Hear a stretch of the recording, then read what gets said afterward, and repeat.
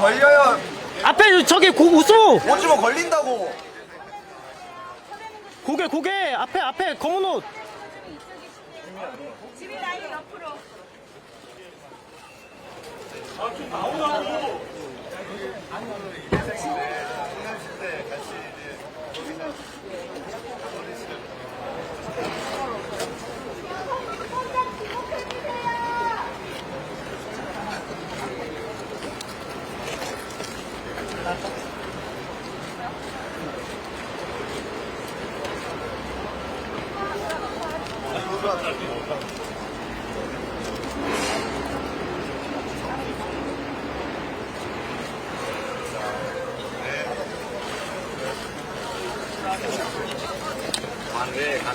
이재명 화이팅! 이재명 화이팅! 카리나 화이팅! 코끼리!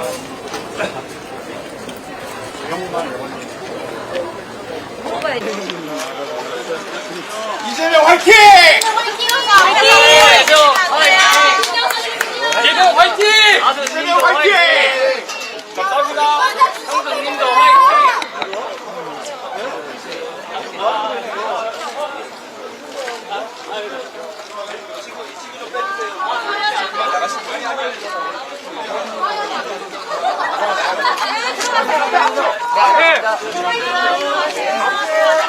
가는 지역 이쪽이에요.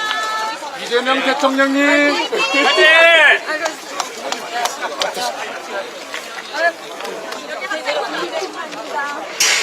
영광입니다.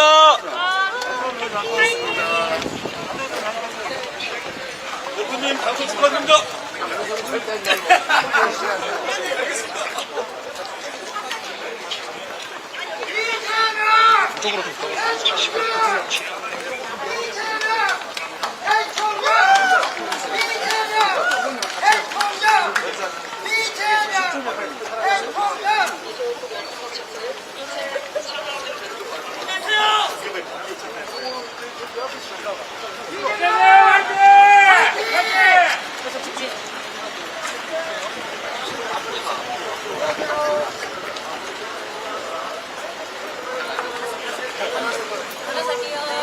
자, 앞에 장애물 있으니까 먼저 갈게요. 자, 직진할 겁니다.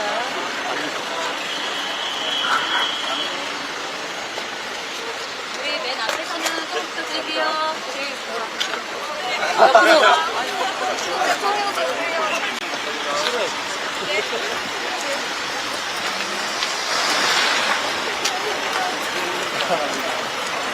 내가 되는 건 알고 만들어주세요.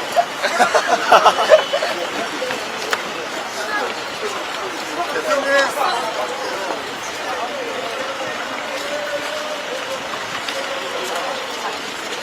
같이 청년 유권자들 투표를 하셨는데 사전 투표 소감을 먼저 물어보겠습니다.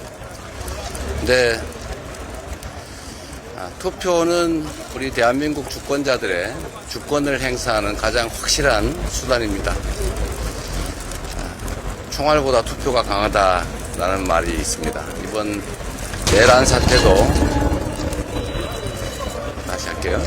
자, 이번 내란 사태도 우리 국민들의 투표 참여만으로 비로소 이겨낼 수 있습니다. 특히 우리 청년들과 함께한 취지는 대한민국이 청년의 시대로 다시 되돌아갈 수 있게 해야 되고, 이번 대선이 그 출발점이 됐으면 좋겠다는 소망으로 함께 했습니다. 선생님 목소리 조금만 켜주시면 감사합니다. 아, 그래요? 네, 노력할게요. 네. 네, 이렇게 네. 수당 들어봤고 현안 질문 몇 개 받을 텐데 소속과 성함 밝혀주시기 바랍니다. 네, 먼저. 이번이 머니투데이 이승주입니다. 지금 사전 투표율이 오전 10시 기준으로 역대 최고치를 기록하고 있는데요. 이런 투표율에 대해서 어떻게 보시는지 궁금하고 목표로 하시는 사전 투표율이 있는지도 여쭙고 싶습니다. 사전투표, 본투표를 합친 최종 투표율이 가장 중요할 것입니다.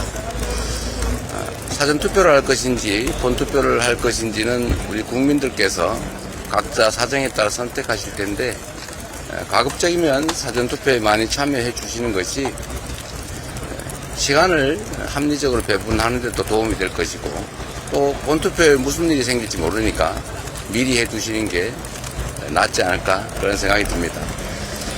목표한 사전 투표율은 특별히 없습니다.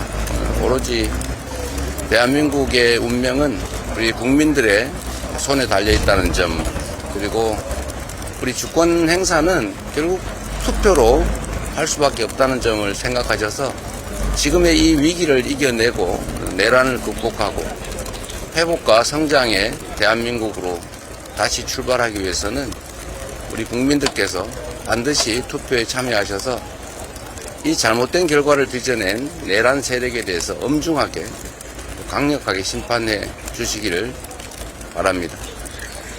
하나 더 있었던 것 같아요, 질문이. 네, YTV 이준영 기자입니다. 인수위 없이 출범하는 정부에 대해서 우려가 많은데요. 기사경제 TF 외에도 혹시나 준비해 주시고 바로 이제 할 것으로 계획해 두신 게 있으면 또 이제 마지막으로 들어가기 전에 선택하는 말씀 한 말씀 부탁드립니다. 누가 좀 막아주시죠, 참.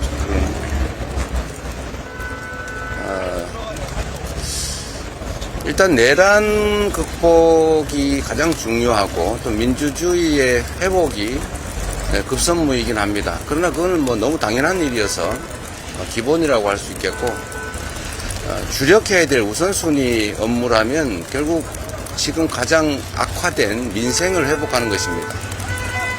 민생 회복을 위해서는 지금 거의 빈사 상태에 이른 내수 경기를 신속하게 진작해야 될 것입니다. 그 외에 통상 문제 해결을 위한 외교적 노력도 시급하게 시작해야 될 것 같습니다. 물론 뭐 정부를 구성하는 일들은 역시 일을 하기 위해서 꼭 필요한 일이니까 우선순위 중에 하나겠죠. 가장 중요한 것은 민생 경제 회복입니다. 좀 전에 민생경제 회복 스푼입니다. 김채영입니다. 누구라고요? 민수진의 김채영. 네. 민생경제 회복 말씀해 주셔서 추경 편성 비슷하게 해야 된다고 말씀해 주셨는데 혹시 규모는 어느 쪽으로 생각하고 계십니까? 만약 편성한다면 어느 분야에 좀 지원해야 된다고 생각하십니까? 지금 이미 추경을 일부 했는데 우리 민주당이 연초에 주장했던 규모가 30조 원 정도 아니겠습니까? 그런데 다행히 김문수 후보 측도 35조 원 추경을 얘기하고 있습니다. 좀 미리 하시지 이제 와서 35조 원 얘기하는 거 아쉽긴 합니다만 그래도 안 하는 것보다 낫다는 생각이 듭니다. 김문수 후보 측이 얘기한 규모는 최소한이겠죠. 구체적인 추경 내역은 뭐 구성한 것도 있긴 합니다만 크게 본다면 내수 경기 진작을 위한 재정 지출이 가장 크지 않을까 생각이 됩니다. 그리고 우리가 미리 말씀드렸던 산업 기반 확충을 위한 예산, 또 기존 예산 중에 일부 조정할 예산들이 좀 있는 것 같습니다. 좀 불효불급한 우선순위에서 떨어지는 예산들은 좀 조정을 하고 우선순위를 좀 바꾸든지 새로운 예산 항목을 넣든지 하는 작업들도 또 이어서 필요할 것 같습니다. 경험상으로 보면 제가 성남시장 당선 후에 가장 오랫동안 힘들어했던 일이 기존 예산 구조를 조정하는 것이었어요. 지금 재정 상황이 매우 안 좋기 때문에 또 그러나 또 지출해야 될 재정 소요는 크기 때문에 국채 발행이나 이런 것들을 고려해야 되기도 하지만 기존 예산을 조정하는 게 훨씬 더 급선무가 아닐까 그런 생각이 듭니다. 네, 그 이동 시간 때문에 마지막 질문 하나 정도만. 아니 좀 오늘 마지막이죠, 브리핑은. 오늘 네, 좀 더 하시라고 하세요. 우리도 뭐 할 얘기도 있고. 어디요?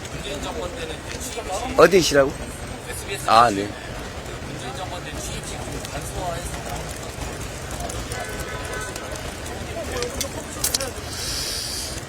지금 제가 뭐 당선될지 안 될지도 모르고 이 나라 운명이 어떻게 될지도 모르는데 취임식 형식을 어떻게 할지에 대해서 뭐 깊이 고민하지는 않고 있습니다. 그러나 지금 취임식인지 취임 선서는 아마 해야 될 텐데 누구래든 취임식이라고 하기보다는 아마 취임 선서식이 되겠죠. 최대한 짧은 시간에 간단하게 하는 게 바람직하지 않을까. 뭐 제가 그렇게 한다는 건 아니고 누가 당선되든 그렇게 해야 되지 않을까 생각합니다. 네. 아까 뒤에 아니, ORB 소입니다.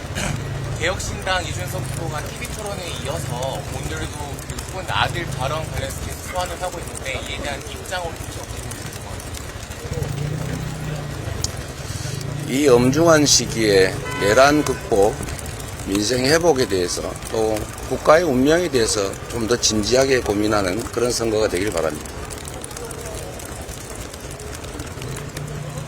피니스 부정선거 후보랑 사전투표 폐지 상황 국민의 사전투표에 나섰는데 이에 대해서 어떻게 보시나요?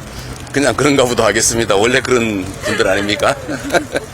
원래 얘기했던 거, 그와 다른 행동하는 거, 언행 불일치는 그분들의 특성이니까 그냥 그러려니 합니다. 죄송합니다. 네, 말씀하시죠. 네. 취임식 얘기 한번 나오셨어요. 그러면 이제 대통령 선거 이전까지는 따로 원칙 사태나 이런 건 없으신 건지, 어떻게? 원칙 사태는 따로 없으신 건지. 대체적으로 공직을 자신의 명예나 이익을 위한 벼슬로 생각하는 분들은 그거 왜 안 버리냐 이렇게 얘기하지만 공직을 국가와 국민에 대한 책임으로 생각하면 그렇게 함부로 던질 일이 아니죠. 지금 그거를 사퇴한다고 해서 다른 사람이 승계를 하면 모르겠는데 그걸 왜 우리 국민들이 맡긴 일을 그렇게 쉽게 던지겠습니까? 지금 이 순간에도 국회의원으로서 해야 될 책임이 막중하지요. 또 갑자기 제3의 내란이 벌어질지 어떻게 합니까? 그러면 국회 차원에서 대응해야 되는데 필요하지도 않게 왜 국민이 맡긴 책임을 미리 버리겠어요? 필요하면 모르겠지만 생각을 좀 달리 하면 좋겠어요. 공직은 권리나 지위가 아니라 책임과 역할이다. 이렇게 생각해 주시면 좋겠습니다.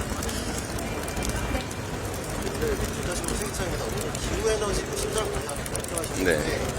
산업부의 내용과 환경부의 작동 방식이 달라서 단순하게 첫 한마디를 없앤다고 해서 잘 돌아갈 거니까 않겠지 않다라는 구체적으로 어떻게 운영하실 생각이세요? 이제는 지구의 기후위기 대응이 전 세계적 과제가 됐습니다. 이 기후위기 극복이라고 하는 이 세계적 과제 때문에 이제 에너지 시스템도 완전히 바뀌고 있습니다. 화석연료 의존 경제에서 이제는 재생에너지 중심 경제로 에너지 대전환이 일어나고 있죠. 이 에너지 대전환은 AI 산업 발전과 아주 밀접한 관련이 있습니다. 사람도 손발을 쓰는 것보다는 머리를 쓸 때 에너지가 더 많이 소비되는 것처럼 우리가 인공지능 중심의 첨단 기술 산업 시대로 전환하는 것은 피할 수 없는 일이고 거기에는 엄청난 에너지가 소모되기 때문에 이 에너지 정책이 또 국가 전략의 핵심이 됐습니다. 그런데 기후 전환 또 기후 위기에 따른 에너지 전환 또 산업 전환 문제는 환경과 에너지가 아주 밀접한 관련이 있어요. 근데 지금 이게 환경부는 주로 규제 중심으로 에너지는 산업 지원 중심으로 가다 보니까 충돌합니다. 그래서 이 문제를 체계적으로 해결해야 돼요. 독일, 영국, 프랑스, 이태리, 호주 뭐 이런 유력 선진 국가들 대부분이 기후 에너지를 통합해서 행정 부서를 만들어 운영하고 있습니다. 우리도 그런 방향으로 가야 되고 일각에서 혹시 에너지를 산업부에서 떼내면 전기요금 오르는 거 아니냐 또는 산업 지원에 혹시 혹시 소홀해지는 거 아니냐 이런 억지 주장을 하는 경우가 있던데요. 부서가 어디라고 해서 요금 체계가 달라질 리가 있겠습니까? 그야 경제 원리나 국가 정책에 따라 정해지는 것인데 부서가 어디에 편입됐다고 에너지 요금이 달라진다. 이건 말을 안 되는 어불성설 억지 주장이고, 두 번째로 산업 지원 정책이 혹시 소홀해지지 않을까 하는 점은 역시 기후입니다. 기후. 그거는 역시 정부 정책에 관한 것인데 그걸 에너지 부서장이 결정할 거라고 생각하는 것 자체가 잘못된 전제죠. 그거는 국가 정책으로, 정부 정책으로 하는 일인데 그게 산자부에 속해 있든 기후에너지부로 독립하든 오히려 산업 지원, AI 중심의 첨단 기술 산업 지원을 위해서 에너지 부분을 키우려고 하는 거기 때문에 오히려 산업 지원은 더 원활하고 강력해질 거다. 이런 말씀을 좀 추가로 드립니다. 물어보실 것 같아서 미리 말씀드렸어요. 네, 간담회 때문에 지금 조금만 더 하십시오. 이동을 하셔야 되죠.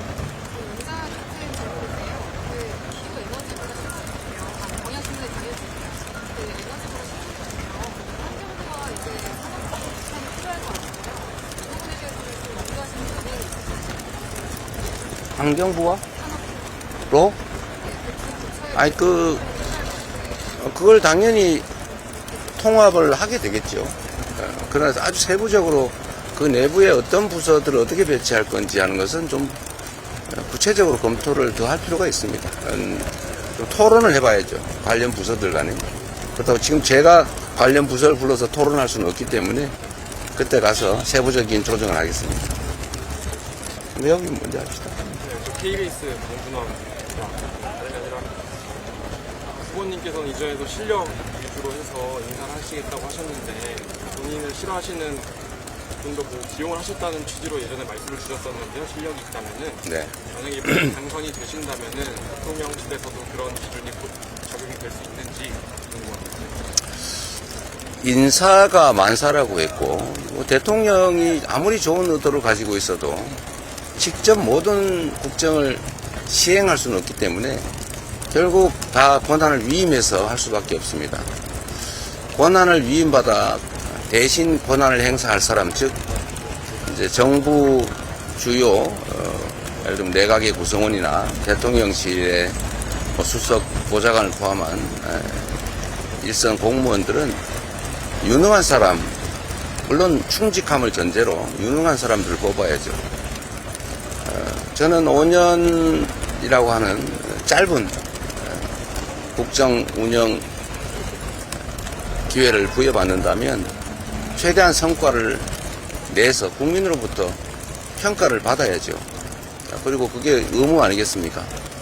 가까운 사람 써서 뭐 하겠어요? 제가 가까운 사람 챙길 거면 사업을 하지 정치를 했겠습니까? 당연히 유능한 사람, 충직한 사람. 물론 똑같은 역량을 가진 훌륭한 인재라면 가까운 사람을 쓰는 게 좋겠죠. 그건 가장 마지막 기준이다. 이렇게 말씀을 드립니다. 네, 이제 정말 이동해야 돼서 여기까지 하겠습니다. 영양직도 사전투 하루 종일 나오고 수비 최소한들이 3번만 잘 보여주니까 내란 심판에만 공무원자들이 적극적으로 판단하거나 결정할 만한 결정이 필요합니다. 이런 지적도 있는데 뭐 일리 있는 지적이죠. 그러긴 한데 보통 통상적으로 대통령 선거는 5개월, 길게는 6개월 정도 이루어집니다. 그런데 지금은 2달, 그것도 실제로는 한 50일 정도에 불과하죠.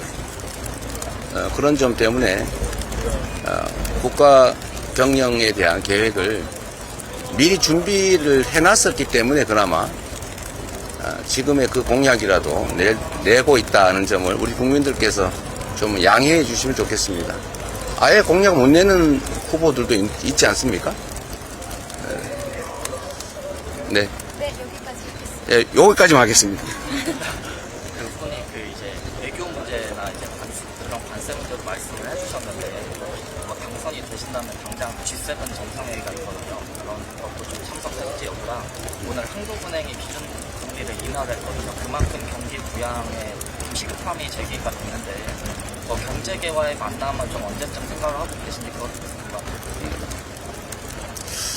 국제회의에 참석할지 문제는 지금 얽힌 게 너무 많습니다. 에이펙도 준비가 매우 부실한 상태인데 그것도 수습해야 될 것 같고, 또 각종 국제회의가 열리고 있는데 시간이 너무 없어서 이 중에서 가장 필요성이 높은 곳, 중요한 그런 국제 행사로 아마 제안해야 될 것 같고, 구체적으로 어떤 행사에 참여할지는 아직 뭐 초청도 G7 같은 경우는 되지도 않은 것 같은데, 그게 된다면 그 전제 위에서 우리가 지금 판단할 건 아니고 정부 주요 부처의 책임자들과 상의를 좀 하도록 하겠습니다. 그리고 뭐 경제계를 만날 거냐, 지금도 뭐 오늘도 경제계를 만나죠. 뭐 그건 재벌은 아니겠지만 어쨌든 민생이 가장 중요하고, 경제를 회복해야 국민들께서 그야말로 생존을 할 수 있기 때문에 경제 회생을 위해서 필요한 모든 조치는 최대로 가장 신속하게 무게를 두고 하도록 하겠습니다. 네, 감사합니다.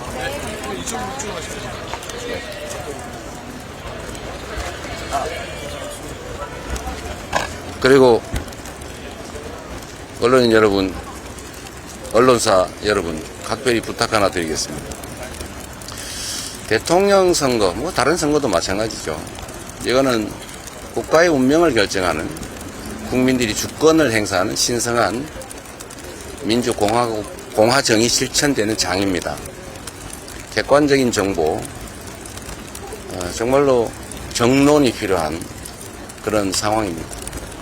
제가 어디서 보니까 51% 지지율하고 41% 지지율 그래프가 똑같던데, 그런 식으로 조작을 해서 이거 비슷하구나 이런 인상을 주려고 그렇게 왜곡을 하면 되겠습니까? 그리고 없는 사실에 대해서 누가 주장한다고 마구 쓰거나, 언론이 진실을 규명을 해서 진실을 보도하려고 노력을 해야지, 허위를 유포하기 위해서 허위 조작에 공조해서는 안 되는 게 당연한 것 아닐까요? 대부분은 전혀 그러지 않고 정론 집필하고 있지만, 아주 특수한 일부 언론들이 그런 행태를 보이고 있는데, 그거는 어떤 계기인지 모르지만 민주공화국정의 기본적 원리를 훼손하는, 국민주권을 침해하는 그런 반공화정, 반민주적 행위라는 점을 각별히 유념해 주시기를 정말로 부탁드립니다. 이거는 이해관계를 다투는 게 아니라 우리 모두의 운명을 결정하는 정말 엄중한 국면이라는 점을 다시 한번 말씀드립니다. 언론을 당연히 존중합니다. 고맙습니다.